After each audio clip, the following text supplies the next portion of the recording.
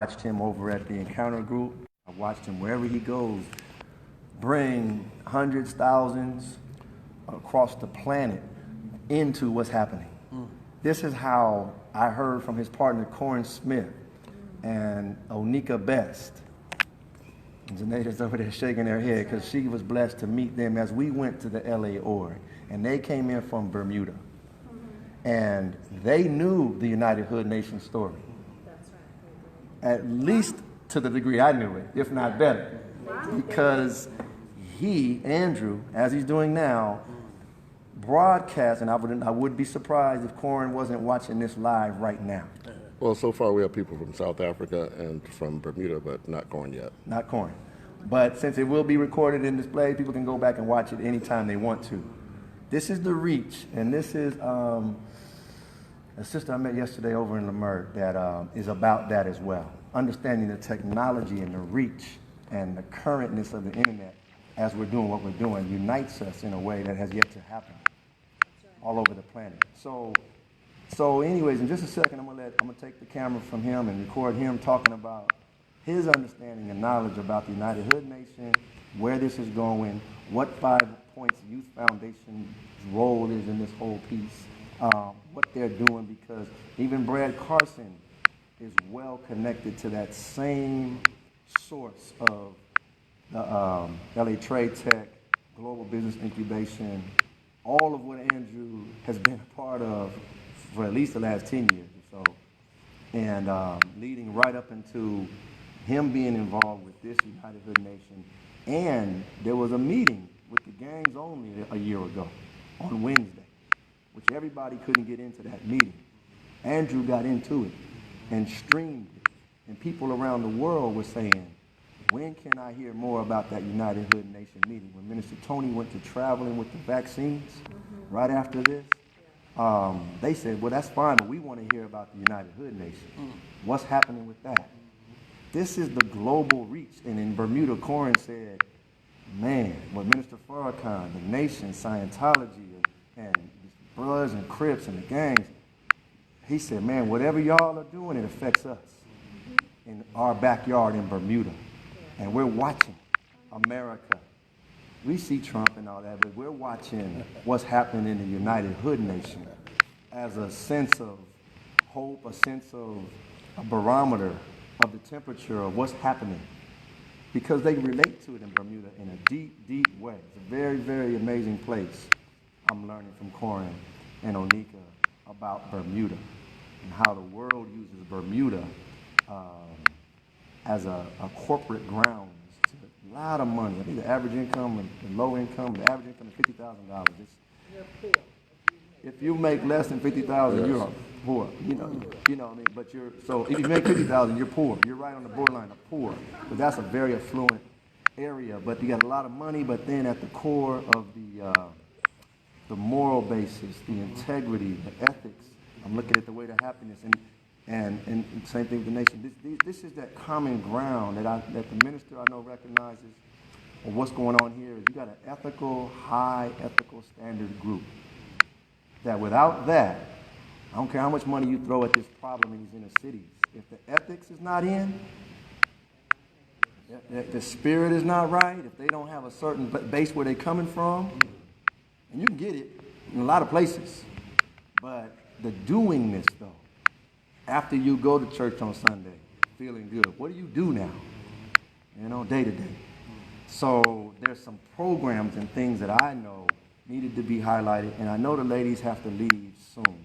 But having said that, I think it's a great time to hear from Andrew briefly about the United Hood Nation, the history of what he saw and lived through 2 years ago. Okay, well, I've been inviting people to join us.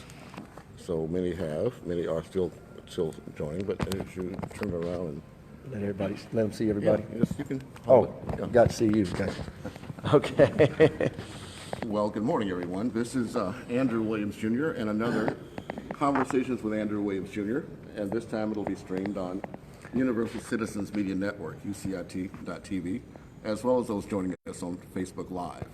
We're here at the Los Angeles, Vermont Community Center with the Church of Scientology at 8039 South Vermont Avenue. and we're inviting everyone to come and find out about the community services that are available here.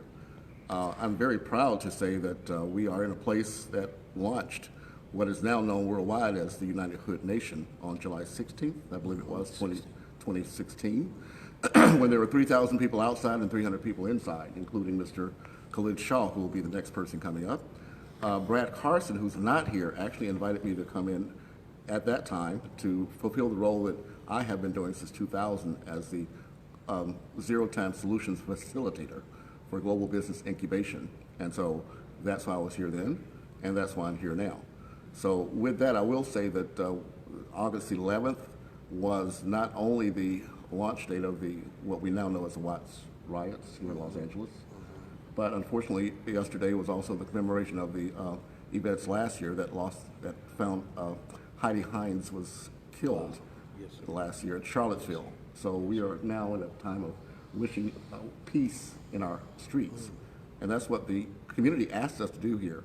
They asked us first to have unity amongst ourselves, even before jobs, even before peace, even before literacy. First, unity. And that meant not just stop the gangbanging between the gangs and the police, but also between the churches and denominations as well. So this group here represents, I think, a cross-section of that. So with that, I would like to say that Mr. Khalid Shah is going to be the next person up, and then perhaps we can introduce each other, introduce yourselves, maybe a minute or two. And then we're also graced to have Mr. Doug Williams with us as well. If you could pan to Doug Williams, please. Sure. That's Doug. Thank you. Well, actually, it's his work that began in early 2000s that resulted in the $30 million that the International Association of Scientology spent to have the Inglewood and Vermont Community Center founded right here, right now. So we're pleased and proud to have him here. And so I'd like for us, if we could, again, Mr. Shah, please tell us who you are, and we'll take it from there. Thank you. I'm Khalid Shah, founder and executive director of Stop the Violence Policing Peace Foundation. Let's change places so I can get closer. And co-chairs of the United Hood Nation. I want to first start off by thanking the Scientology church members, brilliant people that I've had a chance to meet here at this facility. Thank them for hosting that meeting that day. You know, the United Hood Nation got its formal start on the 16th, but on the 15th, that Saturday, which is really interesting, was a day that we actually held a march in the Athens Park community where we had thousands, I mean literally thousands of ex-gang members, law enforcement, community-based agencies, clergy, folks that came together to walk through the Athens community, dealing with the issue of stopping the violence and increasing the peace. Minister Tony was there, and we had a chance to talk, and he invited us here at the community center on the 16th, and we all actually came out on the 16th, and there was a coming together of that whole situation, you know, adding thousands more to that movement. Brother Danny Bakewell, Snoop, some of the other celebrities were all here, and we made a commitment not only to talk, as brother just said, not only to stop the violence in the streets, but more importantly, stop the violence in our hearts between churches, community-based agencies, government agencies, and other folks, because we were getting the word from folks on the street that, you know, how can you stop the violence, tell us to stop the violence in the streets when you guys are gangbanging on a whole nother level. So that, we also talked about education, which was absolutely important, and bringing that issue together, and then economic development. The beauty in this whole movement for me is that 2 years later, we're still here. Folks are in their silos growing. October the 11th of 2018, I'm going to be inviting all of you to an event at the California African American community where we're going to have thousands of folks honoring the peacemakers, including United Hood Nation, politicians and other folks. So I just want to say to Brother Andrew, to Brother Remus, to all of you here, thank you, thank you, thank you, thank you, brother, for your vision. Thank Minister Tony, thank Minister Farrakhan for his inspiration. My brother Danny Bakewell, who is not here, and let me say something about that brother, who's a close friend, but more importantly, a colleague in this struggle. A person who, when I asked, man, I need to go over in Inglewood to take care of business, I need to go over in Watts to take care of business, I need to go to Riverside, San Bernardino, Azusa, Hemet, throughout the region, made available to us through either personal donations and or through other contacts, millions of dollars to make sure that at the end of the day, the young people didn't think that we were just talking a good talk, but we were really walking a good walk. Right. And so they came to the table, and they came to the table, and we got jobs, and we got them to the table talking about peace. So I want to thank my brother for his involvement, because we're all busy. I'm running around trying to retire. But at the end of the day, that I know that there is no retirement from this world. So I want to thank you again humbly, and my brother, keep doing what you're doing, and God bless all of you, and thank you for being at the table. Thank you. And definitely, let's hear from Doug Williams now. Just one moment. Let me do a station break, if I could. Okay. This is Andrew Williams Jr. again. I do want to also follow up what Remus Muhammad mentioned about Bermuda, because it was actually in 2009 when Minister Farrakhan was called to Bermuda, because even though they had the highest per capita income in the Western Hemisphere, they also had the highest rate of gun death of young black men in Bermuda. And so the minister went there in 2009, and it was in 2010 when he did an outreach, to the rest of the world for us to come to Scientology to get that technology that's needed for the streets. So I just wanted to insert that as we move forward to introduce now Doug Williams. I want to say this real quickly. If you could just speak to, and Andrew kind of did a great intro, you're at a high level called OT something, 8. Very, very significant earning and dedication to learning and studying. But prior to that, Juan Bogan, yourself, many of the others, Andrea, whoever was involved with the idea to put an org in the black community, in the inner cities. I think that was the original thought. You know the story better than I do, but if you could share some of that and whatever else is on your heart and how you see what the United Hood Nation is doing. And I know it comes down to your vision. You saw this day. You saw that there would be what you saw years ago, many decades ago. Not to put you out there, I know you look like you're 28, but I gotta keep it real. Every day in the streets, and when you're doing the right things, I guess it doesn't age. That's right. But anyway, just if you could talk about how you feel. Okay, good, very good. Yeah. The secret is, when I reached age 50, I started counting my age backwards. and then I'll wait till I get too young, then I'll go forward again.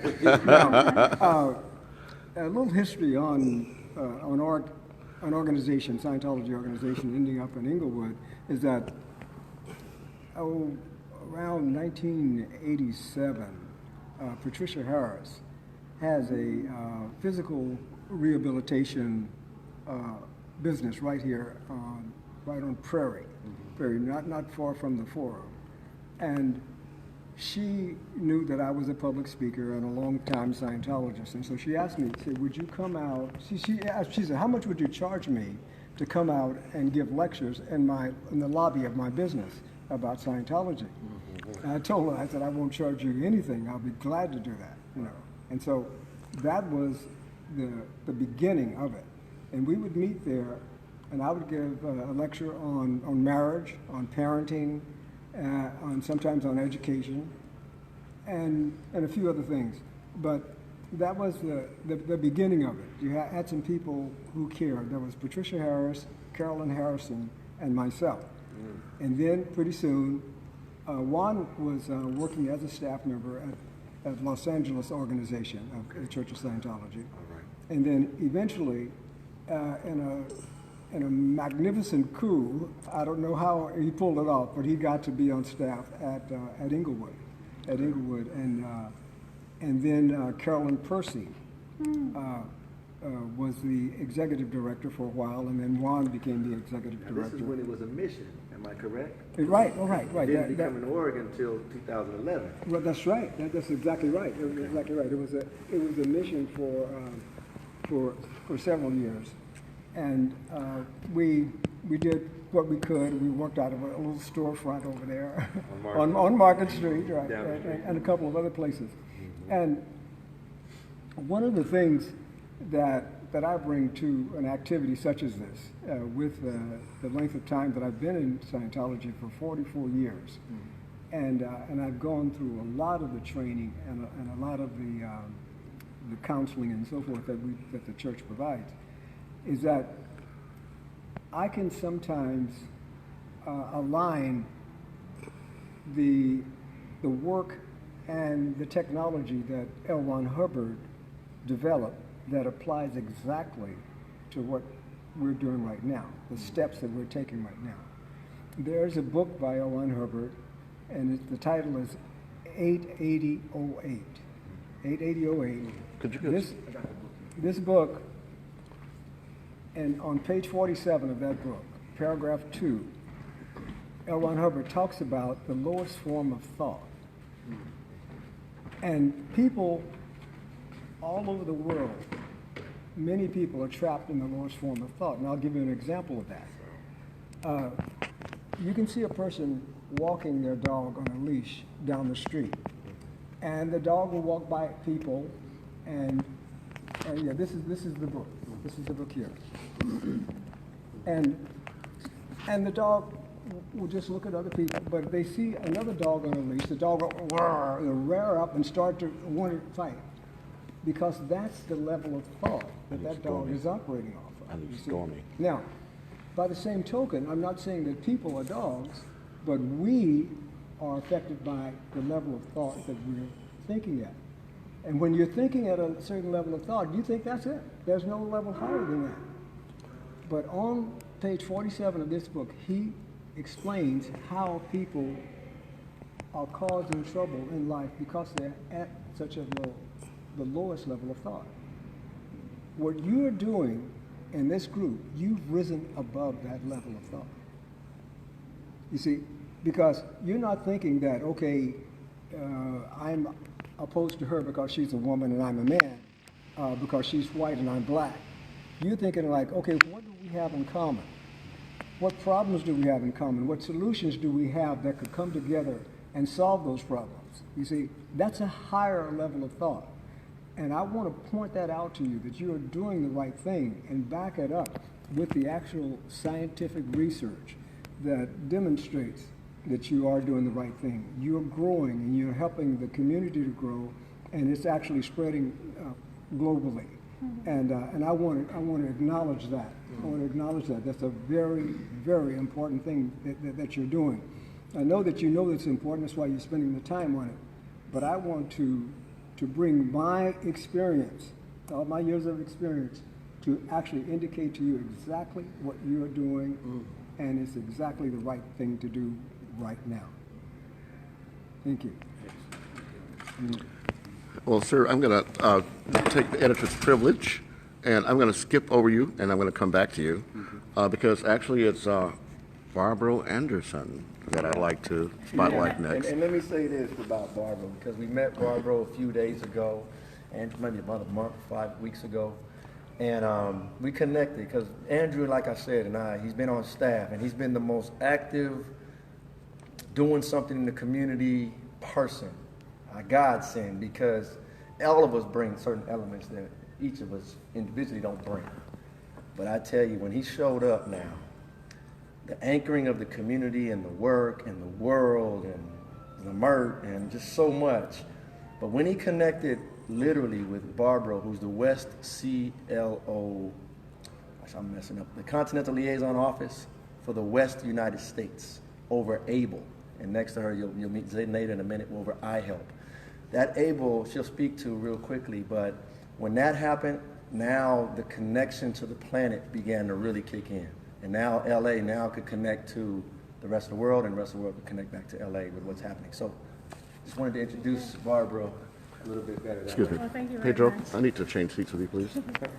I want to make sure I get the sound as accurate as I can. I need to sit here just a moment. Okay, I need to you sit wanna here. sit Yes. Here? Okay. Hello there. Hi. Speak to the world and us at the same time. Yeah. I know, right? Anyways, my name is Barbara Anderson. I've been working with ABLE, which stands for Association for Better Living and Education, for 26 years. I was looking for something that I could find that was lifting up people. I was working before I found these technologies, giving massage or talking to them, and I would also bring them up, but they were always a little bit chippier in the end when I'd been there, and then I came back and they were, and it was always like this for 5 years, and I grew tired of why can't they not stay better and happier? So then I found this technology, and people started applying it to their lives, and I saw there was actually a change within them. They were happier, they were more able beings, able to do better things in society. So I've been working with these technologies then for all these years because simply it works. Now ABLE itself, you actually have several separate entities underneath them. That's right. And I understand that those are what's called, in our case, Fourth Dynamic Solutions. Or could you explain how that works? It's a social betterment programs. Okay. And it's a Narcanon. It's a non-religious, it's a drug-free drug rehab and alcohol program that helps people get off drugs.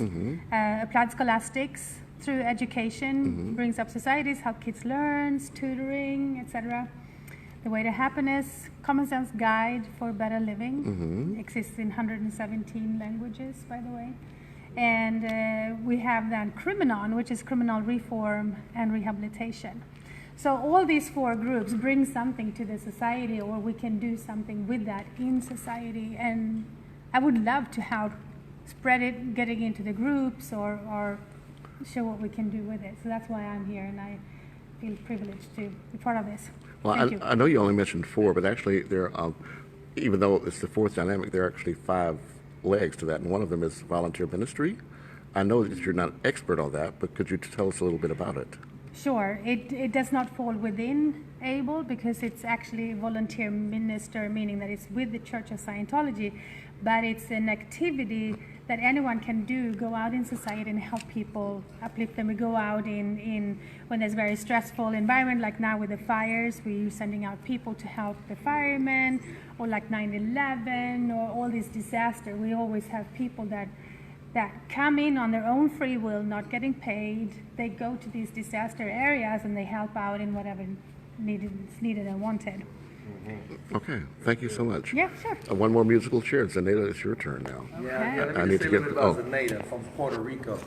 Zenaida's over a group called AHIABGA, and again, part of what I wanted to do this year, Brother Shah, was to start some things and know the community. And this is again the introduction to a week-long worth of activities. Well, actually, the beginning of a week-long that stretches out for an entire year, because the That idea. part too, right. And that week, as Andrew just pointed out, the vision is for the next year, what we'll be about. So when we have the 3rd annual United Hood Nation meeting, we'll have a whole lot more to report on October. I'm excited about that. And as Andrew was just mentioning, there's a whole Youth for Human Rights piece, which is a part of the 4th dynamic programs that are here. And that's what it's so beautiful to learn, that there is an ABLE group in the West United States, Continental Liaison Office, that runs all the West United States for the Churches of Scientology. And what they do is social betterment. And then iHelp is another piece. And then there's these 4th dynamic programs. You know, you've got 5 of them, but the 4th dynamic meaning programs that help. And then so you've got the Youth for Human Rights, you've got the Way to Happiness as a part of that, you've got a drug-free world as a part of that, you've got, is it Applied Scholastics? No. The Citizen Commission on Citizens Human Commission Rights. on Human Rights, and then the volunteer ministry is a part of these. These are the 5 different groups that are under the 4th dynamic programs. Then you've got iHelp, and they do a lot of great stuff in some real life improvement courses and things like that. So maybe Zenaida now can speak to what the Church of Scientology does through iHelp and how they get out into the community for those that aren't having to do it under some religious umbrella, just helping the community with different things that does. is Zenaida, and I'm responsible for the Western United States. The organization is called iHelp, and that stands for International Hubbard Ecclesiastical League of Pastors, because obviously those individuals that I deal with are applying the technology outside of the church. It is religious in nature. and they actually get trained up as ministers, and they're trained up fully on the technologies of Dianetics and Scientology. And it's interesting that you mentioned the volunteer ministers, because that originally was under iHelp. And what happened was it grew and grew and grew so much that it actually became its own organization and its own group. And so what I'm responsible for is getting individuals applying the technology of Dianetics and Scientology to their lives and to others, again, outside of the church. I have hundreds of members in the Western United States. A lot of them go ahead and deliver this, and they actually earn a living doing this and helping others. And so if you had a situation and you needed assistance, then somebody would go to you, and they would actually deliver assistance and help to you. And then if you had something, they travel all over across the United States and beyond. And so the purpose that I'm here for is to connect up with all of you, let you know that this service is available. There are individuals. We form up groups so that we can better help the area and the community with whatever they need. Can you speak to, I know there's like 5 or 6 major bullet points of like a personal efficiency course. Right. So an individual can deliver a course called Personal Efficiency. It raises the efficiency of an individual, their business, whatever they're applying it to. And an individual can get trained on that, and they can start delivering in the community, and they can start raising the production in the community as a result of this technology.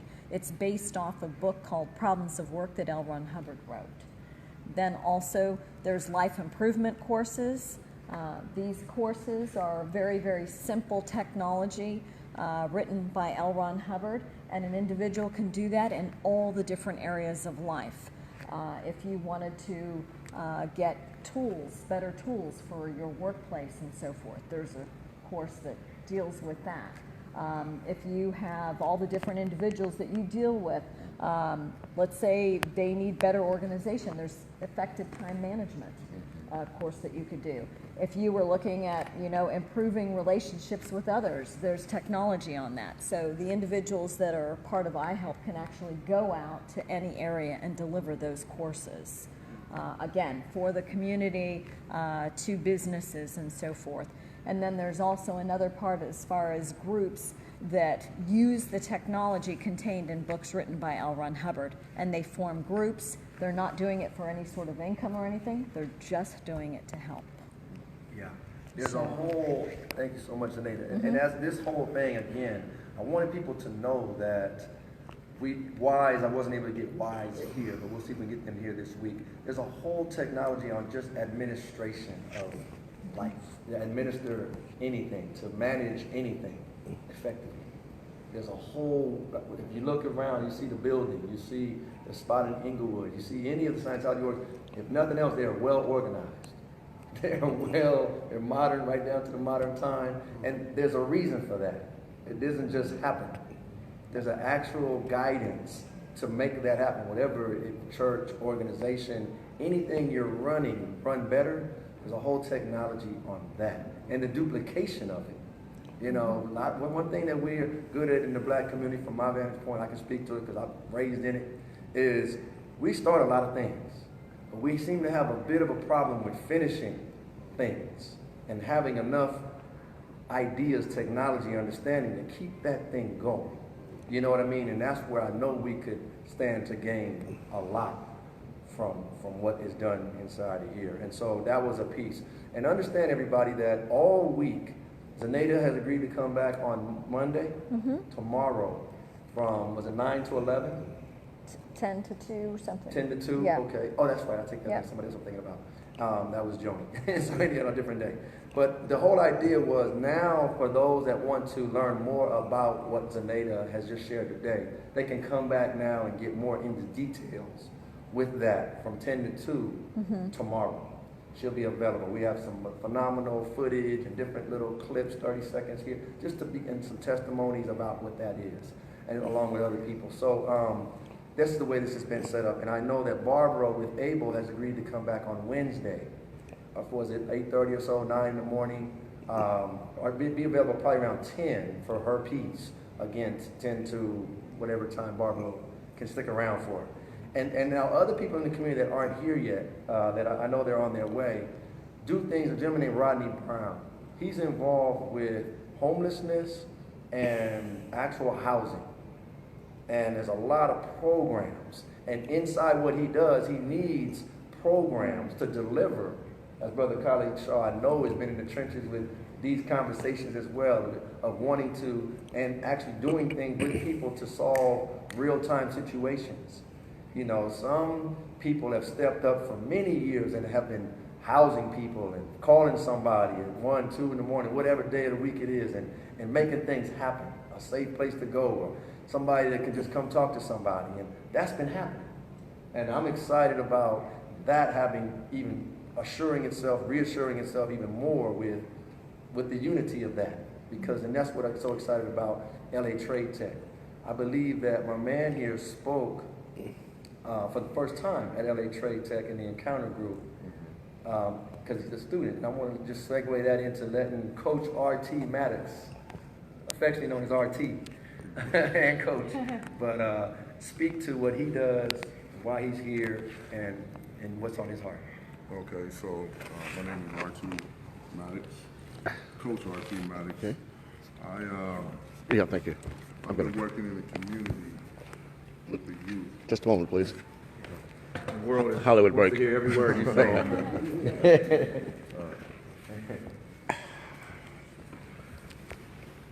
Hollywood do-over. Your name, and if you have a website or anything you want to tell people or any of that stuff. No website. There's a few websites actually, because my name is R.T. Maddox, better known as Coach Maddox. I work in the community with the youth. I've been doing this since 2005. Encouraging young men to continue their education. In the inner city, we have a high percentage of high school dropouts. So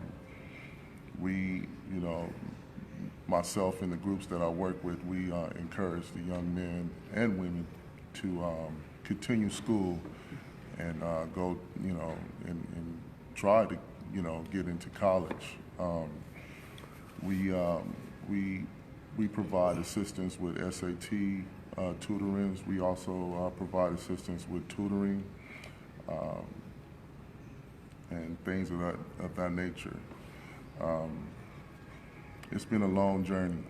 It's tough working with the kids in the inner city, dealing with the parents and things like this. But at the end, it's very rewarding. Yeah, very rewarding. So. Well, now that Mr. Rodney Brown has come into the picture, I guess and he was just mentioned, we'll segue, but I do want to say that for Zenaida and for Barbara, I hope you'll understand that now that we have someone that is actually doing tutoring in our community, that we need to embrace that here, because our children need to see someone that looks like them, that's delivering the solutions that they need to have. Yeah. Now, let me say this, because we just spoke Rodney up. And we're going to Literally. now transition this. The round table's gotten big enough to where we're going to be our first speaker up here on the stage. Look at that. So if you can go ahead and take your spot on the stage, Rodney. Rodney Brown is I'll pass it over. a phenomenal entrepreneur, a phenomenal construction person. Pass We it talk right, about the United Hood Nation. Oops. There's individuals Oops, in sorry. these streets, and maybe we can all kind of move our seats a little bit to kind of, wherever you want to sit is fine, but just so your back is not to it, so you can hear what he has to say. He has a company. He has a company called New Life Global Development. On up here. He has a company called New Life Global Development. I met Rodney at the Encounter Group, LA Trade Tech. As you start to see, that's a recurring theme. LA Trade Tech. LA Trade Tech Encounter Group. Phenomenal group of people. Brad Carson is a part of that group. You didn't get a chance to meet him yet, RT. He wasn't there. I don't think you heard him speak last week. But so much goes on there. But Rodney, I've learned, knows Norma Hollis, knows everybody I know that's doing something, he already knows them, and many more. This man, I could easily probably give you a half hour for him to speak, but whatever's in his heart, in the next 15 minutes, 10 minutes, however long it takes. Again, I'm gonna pick a date this week where he can really show you what he's doing. In fact, he can give you a tour into what he's doing, Brother Khalid. He can let you know and see that what he does every day. That's what I love about these individuals that are here. These are every day doing it right now, folks. Not talking about it. They bring in solutions, and if anybody wants to join in with them and what they have, he's doing. And so I'm gonna get out the way and let Rodney speak to the bullet points, to the main points, to what's in his heart, what he wants to share, and very much so, all in them streets, he has the credibility earned. And he might give you a little background of his family and some of that before even getting into LA. So- Go ahead. Rodney, check to see if the microphone works first, please. Testing, 1, 2, testing. Nope. Yeah, I think Yeah. it's I don't need it. Ballroom voice. You don't need a mic, brother. Well, thank y'all, man. You know, this any day that I get up and hit the floor is a blessing. This is all kingdom building work for me. Brother Kyle, it's good, always good to see you. Man, I can remember that event we had at UCLA. Man, you were phenomenal, brother. Man, everywhere you go, man, I just like to get and stay in that energy. My name is Rodney Brown. I'm an asset manager, real estate asset manager. And I'm from Chicago, been here since '95. Born and raised on the west side, moved to the south side, and then came out here, discovered this beautiful weather when it was 17 degrees below zero when I left Chicago. And I got out here, it was 72 degrees, and I wasn't the same. I went back to Chicago, all I can talk about was California. So I shut it down and moved out here, driving out here, listening to the Million Man March as I took the chief engineer's position. Environmental controls was my background. I've been in real estate all my life. My grandfather was chief engineer of like Kaiser Hospital, Foot Hospital in Michigan.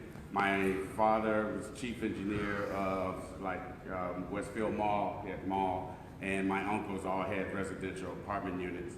So after I finished my first project, which is building 300 and participating as an engineer to build 310 units on 35th Street, Cottage Grove, right at Lakeshore Drive in Chicago, Woodland Park Apartments, I then wanted to take that and I picked up stakes and moved to LA, and I went to this big black building at 84th and 84 Wilshire, and when they hired me, they rolled this guy out in this gold wheelchair and said, "Hey, this is your boss. His name is Larry Flint." I had no idea who that guy was. I thought it was Great Western Bank, the John Wayne statue outside, right? And I still was like, Larry Flint, I have no idea who this guy, till they showed me this Hustler magazine.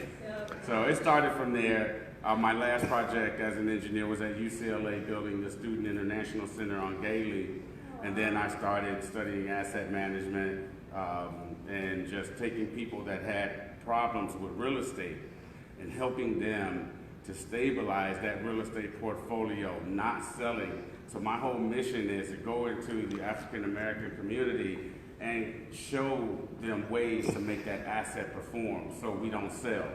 Most black people sell and stress because it's either falling down, they don't have any help, and then they get caught up in the foreclosure fraud and all of that. So I came through all of that. So I met with Mayor Garcetti and the city attorney's office, who wanted to look into how we can create an initiative for this homelessness. So this was about 7 years ago when they was first started trying to figure it out. So all the different people in Spot 6 and Spot 1, the service planning area, got together to try to put together that, and then what came out of it was Measure Triple H.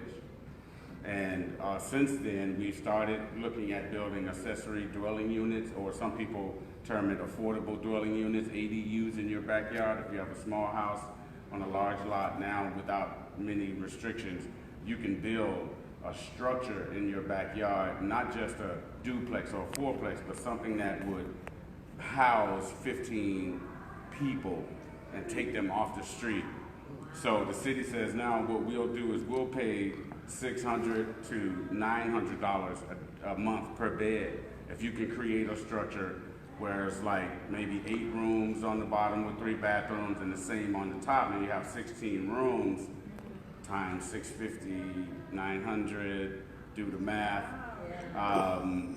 The only downside to that was the tax assessor said that he could not give, because we weren't changing the use or the zoning, he could not give us credit for that square footage of living space. So forget those pennies, we want the dollars, right? Yeah. You know, that's the main thing. And then to be compassionate enough to have everybody participate in trying to settle some of this homelessness. Because everybody well, first of all, everybody that's homeless doesn't want to be housed. So there's people out there that live that lifestyle. There's people out there that can't be found. There's a lot of people under protections. Everybody on that milk crate is not missing. That milk carton is not missing. So when I went out to Skid Row, I fed the homeless to try to talk to them and interview them, try to find out what is it that they want. Because everybody want to rush them and say, hey, we want to provide this for you, want to feed you and house you, but nobody really stopped to ask them what is it that they need, Right. you know, and how did they become homeless so we can start preventing this. Right. So as an asset manager, I brought my developers together who were building in places like Culver City and Santa Monica, and I asked them if they would come and bring that capital to the hood, if I could help them, show them that if we partnered with nonprofit organizations that could monitor and support and service the organizations of the population, different populations they serve, whether it's homeless U.S. veterans or foster youth, 16 to 24, or reentry clients, newly released offenders, and that sort of thing. Well, we need to be able to come up with a structure that would be able to give them those life skills that they need. Don't just put them in my building and walk away. Right. I can find the properties and find the vacant lots to start building permanent supportive housing in apartments, but before you just take them out the cardboard box or the tent or the shelter and put them in this unit, Yeah. how about getting them into some shared housing, 2 to a room, Yeah. you know, where the other service organizations can get to them and start providing those life skill services, job training, entrepreneurship, Yeah. you know, financial education and that sort of thing. So the city attorney said, well, Rodney, you need to do something first. So it was so frustrating trying to find developers to work with me or homeowners to work with me because I kept using the word homeless programs. And everybody think, oh, you just want to bring Skid Row into my building. So after praying and meditating on it for a while, I just had to be still and just listen to what God said, how he wanted me to flow with it. So what happened, I went downtown at 8th and Beacon, and there was a building that was boarded up, and I called one of my investors. They said they had been trying to get the property, but they knew who owned it. It was Mission Valley Bank. It was a 3-story structure, 8,000 square feet, 29 rooms, 9 bathrooms. Wow. And it had been boarded up for years. And the city had put the not open to the public sign up there and chained it off. Yeah. So I couldn't get anybody to talk to me at the bank because they had so many tire kickers by the time this black guy walks up and says, hey, I want to do something with your building. Yeah, right. You know, send us a check first and then maybe we'll answer your call. So I got frustrated. I parked outside of that building and I was looking at this homeless guy that was right outside the building, had a tent right there at 8th and Beacon between James Woods and 8th, right off of Union. Walking distance to LA Live. This guy is in this, and that was the last straw. I climbed over that fence. I went around the back. I kicked the window in. I crawled in the building, and I started taking photos inside. And I still have those photos. I'll show them to you one day. It was atrocious. I found out that it had been a transitional facility for dual diagnosis mental homeless individuals, and the organization folded because the director died and didn't have a key man structure. So when he died, no one had instructions to do anything, no one had authorization to go to the bank, write checks or anything. So it folded and they left 80 dual diagnosis patients in that building for 9 months with no medication and no supervision. What? So by the time one patient killed another one, the city attorney went in, took everybody out. A third of them went to church, a third of them went back to the street, and a third of them had to go back to prison at no fault of their own, but they were court ordered, so they had to go back. So the things that were written on the wall, Tell about it. Literally. the things that they were thinking, had the way they were being attacked in their mind and in their spirit and being left with no care, and how where they felt the world had treated them was all over the wall. They popped the sprinklers and buckled all the hardwood floors. The plumbing didn't work for 5 months, and it was still like 40 people in there for 5 months with no plumbing. So it was really bad. So I went to some of my investors and said, listen, if I could get a nonprofit organization to partner with you to operate this, the numbers are this. The building, in my assessment, was still worth $1.6 million in its as-is condition. And the bank was being sued by the city attorney. So I asked the bank if they would sell us at a discount. So I figured, you know, just like the Persian Jews taught me, hey, if you don't insult them with your offer, you're not offering low enough, you're not the price, right? So knowing that it was worth 1.6, I asked them if they would sell it for $900,000. And they said, you give us a $50,000 non-refundable deposit in 72 hours, and you close in 15 days all cash, and we sell it to you for $950. I went back to my investors. They said, and they were like, Rodney, you kidding us, right? I said, no, meet me over there. So this time, I went to Home Depot, got me some chain bolt cutters, and I cut the county's lock off, and I cut the owner's lock off, and we went in that building, and they said, well, it's not our typical fix and flip, but we like the numbers. We like the numbers.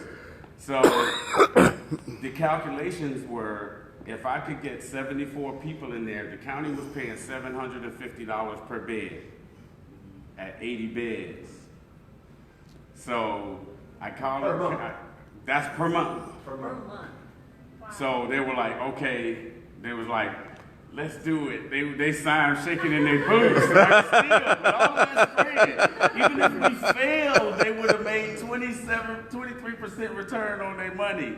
Wow. Even if we failed, they were still shaking in their boots. Well, the organization we wanted to hand it to, 3 weeks before we handed it to the building to them, the state shut them down for mismanaging funds. So now my investors are really panicking, right? They're really shaking in their boots. Rodney, we're not operators. How are we going to get these people? But the good thing about it was the shelter that was shut down was only 8 blocks away, and they had how many people staying in their place? 80 people. So they were able to pick up their bed and walk. It wasn't even 9 blocks down the street to a brand new place that I had taken at least 10 of them from that transition center to rehab this place with my crew. It's now called Beacon of Hope, and it's a 74-bed men's facility, bringing in 27% NOI. So they didn't want to sell. We found a CDFI, a Community Development Financial Institution, which is a community bank, to create a nonprofit, and then they named it Beacon of Hope because it's on Beacon. So then I'm like, yay, city attorney says, okay, great. So I was like, okay, now let's go do one for women. HUD says, no, we're not doing any more transitional housing. We're taking all the money away from transitional housing. Now it's only bridge housing, 3, 6, 9, 12 months, and then you're out. And then if you don't have your VASH voucher, if you're a veteran on Section 8, you have to start with another organization.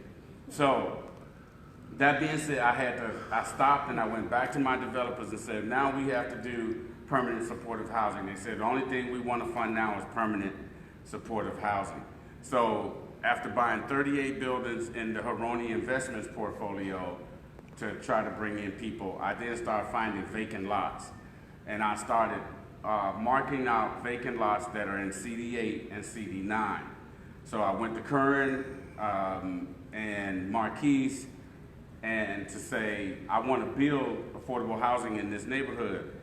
Didn't get a whole lot of support, so I went to investors that could just bring up the cash, raise the capital, and then just buy right and don't worry about city support or anything like that. So I found 7 vacant lots.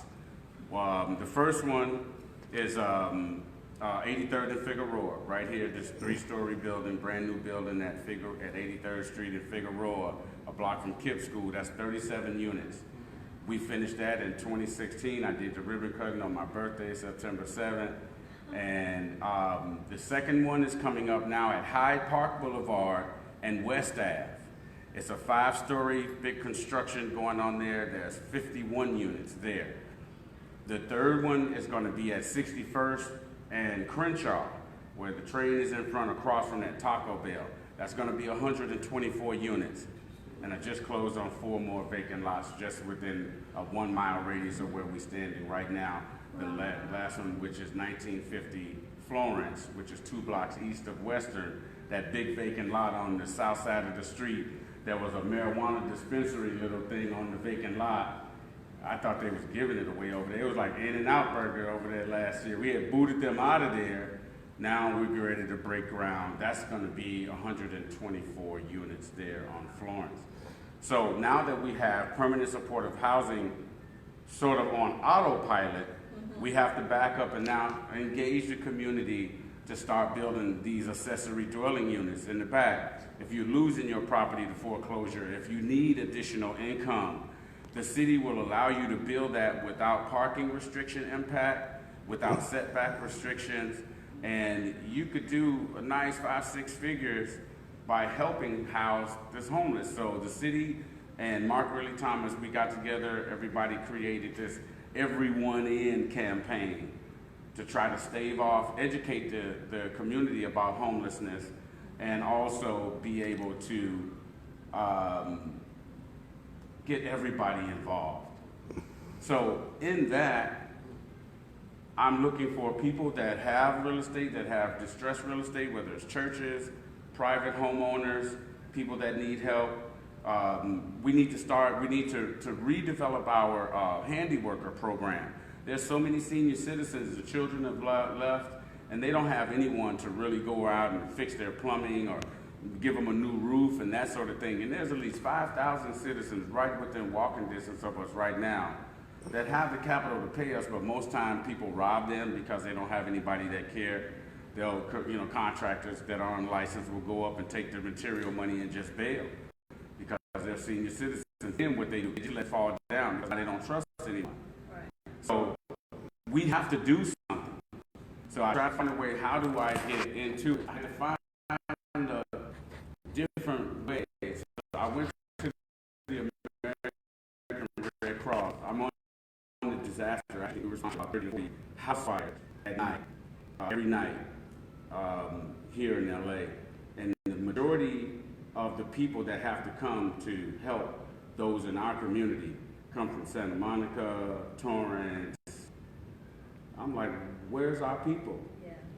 When you go to a Red Cross event, I think we're most like 2%, 3%. You see Asians, you see whites, you see Hispanics, everybody participating. Why aren't more black people getting involved? And so I wanted to look into what is it with that culture where we're not concerned with disaster preparedness and disaster readiness. So as I started to study basic rescue, and what I found is that when the disaster comes, nobody's coming to South Central. When they tell you buckle down for 3 days, 3 days of water until somebody get to come, that's like beach cities. Those are suburbs, we call them back in Chicago. South Central, Watts, Jordan Downs, there's a plan to shut down our community. So no one can get in or out. They don't even want first responders to get in and out. Nobody's coming for at least 30 days until a whole lot of other things are established, like security, the gang problem, but they're not seeing that. They call it zombie training. So they have that Caltech training to survive being in the zombie apocalypse, because they say it's for people that can't get to cigarettes. Forget about the crackheads and the people that's just, everybody's, smoking weed and need to. But what about those that just, imagine 20,000 people in one place that can't get to a cigarette. They've been smoking 30 years. How do you think they're going to be after the third day? We better get ready. If we don't start getting a campaign to get in the African American community and start recruiting people to go and train with the American Red Cross for free, we're going to die. They're not coming. They have, if you look at a place where there's a freeway, wherever there's a freeway and a railway crossing at the same time, you're going to find K-railing staged there. And that's for a reason. That's so no ambulance or fire can get in to put any fires out of the ghetto. Not happening. It's going to burn. No first responders are coming in, and no one's driving out of our neighborhood. So these churches are totally unaware. So my whole thing today is, let's start focusing on economic stability in our community by holding on to the real estate that we have, preserving it, finding ways to cash flow it, and then let's get our community ready for this next serious disaster that's going to happen at any second. So we all don't, so we can minimize the mortality or the casualty rate in our community. So I'm out building permanent supportive housing right now. I'm looking for those that want a joint venture. You don't have to sell your property. We can raise the capital together. I bring in engineers and my developers to build it. If we can go out and find senior citizens or people that are having distress problems with their assets, and we can help them, we can always create some sort of transaction, even if it was just a refi or something that would generate a referral fee to you. To do that, because everybody takes gas money and everybody has to eat just to get to try to create something. But start talking to your neighbors about their assets and real estate if they are interested in creating capital. And let's put together a team and go down to the American Red Cross and create our own chapter in our own neighborhood. Go get that training for free and start preparing our people for this disaster. My name is Rodney Brown. My company is New Life Global Development. Okay, Rodney, could you, for those people could you give us your phone number or email address to reach you or website? Yeah, I'll pass my cards around. I meant to the people that are viewing around. My number is 310-351-4631. That's New Life Global Development Corporation. Okay. Now, I want to say this. When I met Rodney at LA Trade Tech, that'd be 4, 5, 6 months ago when he first presented. I don't know how many times he's been back over there since then. But I saw the rubber meeting the road when I saw him. That's what I love. What I love about science, I love about doing stuff. We met 5, 6 times over the last month, 5, 6 weeks. We haven't even met in the last 2, 3 weeks. So for a period there, we met at least once a week, sometimes 2 or 3 times a week, with a gentleman named Wayne Fishbeck, who I met at LA Trade Tech. I wish he could be here. Ted Hayes, Nina Womack, some of the names that we've met with. And because when I went with him on a tour that he does, I don't know if we were the first ones that did it, but I know he's been doing it since. But it was the idea of see what he's done. I want you guys to really catch that part about Beacon of Hope. Because when he told the story, I've heard the story 3 or 4 different times. As he introduces himself to people, he has to give them some reality of who he is. We had in Carson, I think it was the first. And he didn't even tell you about the food piece of his life, which is a big piece. Like, I don't know how many, it's a big piece of how he feeds LA and the organization he's with. But the part that I really wanted to stress was what I heard at LA Trade Tech. Because he jumped over the fence, took the initiative. One thing I learned a long time ago is it's easier to get forgiveness sometimes than it is to get permission in life.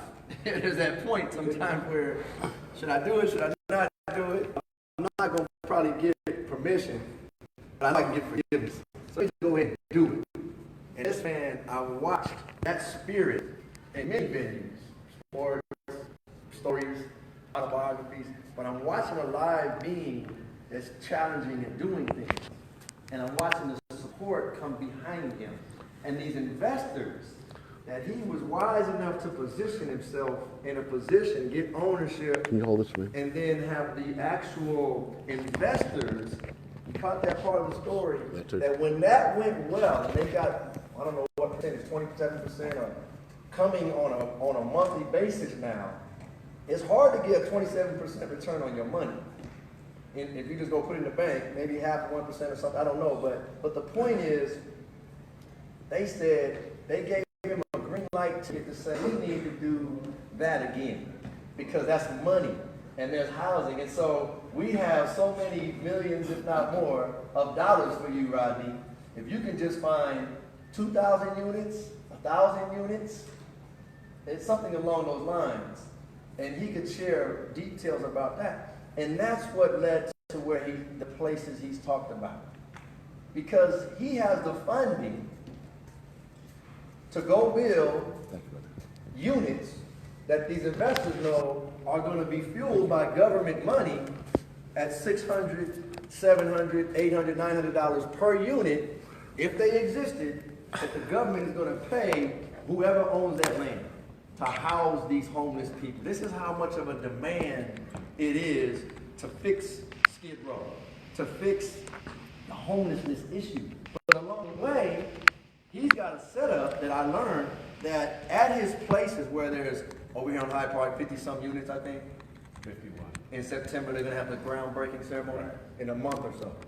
I went to a spot over here on Vermont, I think. Right, 37 years. With a church. Oh, the church. The church, That's Holy, Holy Temple. Holy Temple. We went to another spot where right now it's up and functioning. How many units in that spot? 37 years. So they are big. Yes, 35th. I had to see for myself what this looked like in real time. And then he's calling me and saying things and telling me, we need some more interest. We need to build more because we got money. We just need a unit built. We need property. We need church members. We need pastors. We need that have property to give us the okay to build some units and they can get cash flow.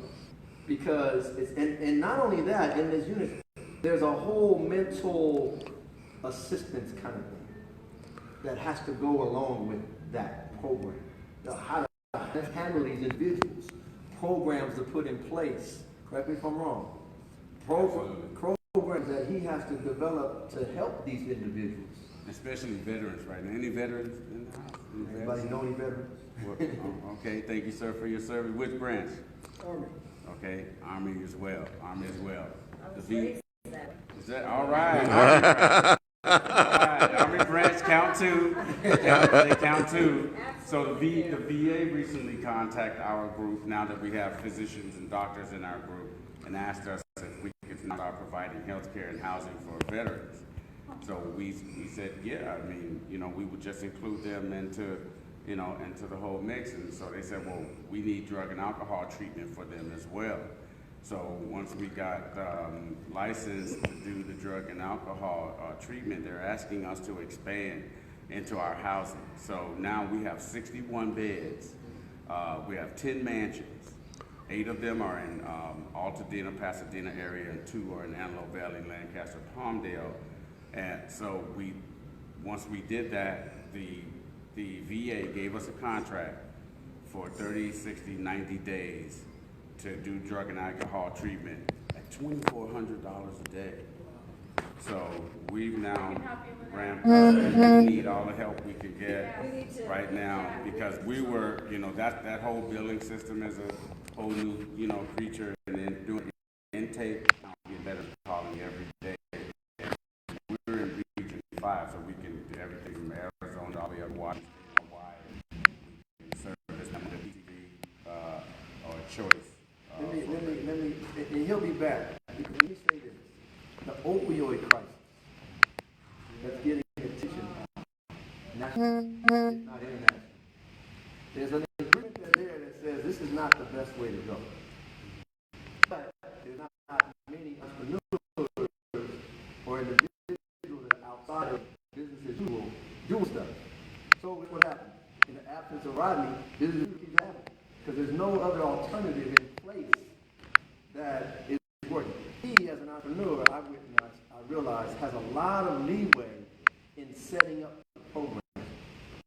You see, so I think about Let's Be Whole, Nina Womack, who has the Way to Happiness book, and she's out at Long Beach Jazz Festival right now, bringing Let's Be Whole and alternative medicine and just all of the elements of Let's Be Whole that go along with that, eating better, so on and so forth, mental health, whatever she does, yoga, you know, there's so many things, but all of those will work better than just dope them up with some opioids, which is what people do, and foster care, and so many things that are just, like Rodney's saying, see, to me, you gotta have certain individuals that understand the problem and are doing something about it. And what I'm telling you is they need to be known much more, and it's not something that he has to worry about being supported, because it's backed by those good intentions in the government that are trying to solve the problem. There's some of those. But if they don't have an insight from individuals that are out in the trenches, they can't solve the problem. They don't have enough wherewithal to even, they're not in the trenches. They don't live in these neighborhoods. And they do go home to nice neighborhoods, come back to their jobs and try to figure it out, and they go back home. And people that are in the trenches come together and create. That's what is missing. That's what I see is happening. Is that, Brother Khalid Shah, you know, I know you know sources and things. And it's just, I've always known for a long time. It's just the good ones don't know the other. And therefore, they're one up against 50. Or they're 2 or 3 up against 1,000. But when these 2 or 3 unite, and these all come together, now there's 100 organizations. Now then they say, okay, good. That body will stroke a check. Go ahead, here's 30 million, here's 50 million. Y'all go ahead and make that happen, right? And that's what I'm seeing. That inspires me. And I'm looking out here, and I know just from this group, who we're all connected to, oh man, we've got it all handled. And so he's going to be speaking later this week. Hopefully, you know, he can let me know when there can be an hour, 2 hours just about that. And we can let everybody that we know, whoever couldn't make it, you know, they can come and learn about that. Pastors, people in the community, homeowners. And there's a lot more details. Because I know, like anybody doing good work, you need more help. If you had more of a base that was following your instructions, and you knew what needed to happen, you could do so much more. Correct me if I'm wrong, because there's a system that's working. But I know he could use another 10 dedicated hands that would really allow everybody involved to do so much more. Yes, sir. You know, and so that's kind of my thoughts about Rodney. Who have we not heard from? 2 gentlemen just walked in from San Diego. Pedro, you want like my ace in the hole. You my man on deck. However, because I have to leave soon, perhaps Pedro could come up now because he would be. Come on up here. Yeah, please. And hopefully, and we gotta take a picture. We do it now, because you guys gotta see your day. Let's get the picture in, because those that have to leave have to leave. So we're gonna do it. There. Let's do it up here. Let's do it up here. San Diego, come on up here. More the merrier. And this 2nd anniversary of the United Nation Commemoration Day. Barbara and they, please come on up here. Thank you and the whole be there. Khalid Shah was here. Go ahead. You're back in Hawaii, man. My brother's showing up here. Hawaii, boy. Yeah. Rodney. Yes.